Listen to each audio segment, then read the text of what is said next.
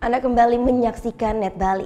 Badan Narkotika Nasional Provinsi Bali gagalkan penyelundupan ganja seberat 5 kg. Ganja kiriman dari Medan ini berhasil diamankan dari seorang penjual sate.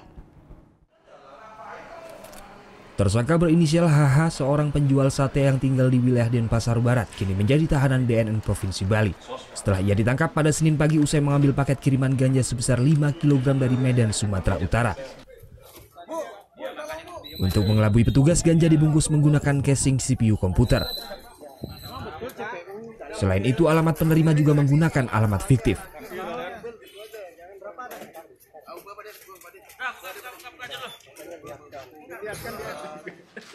Dari keterangan tersangka, rencananya ganja tersebut akan dikirimkan lagi ke temannya yang berada di Lombok.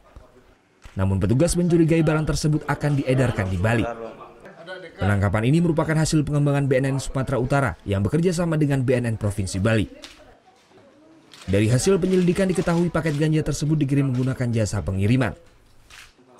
Koordinasi dengan jasa-jasa pengiriman, baik darat, laut, udara.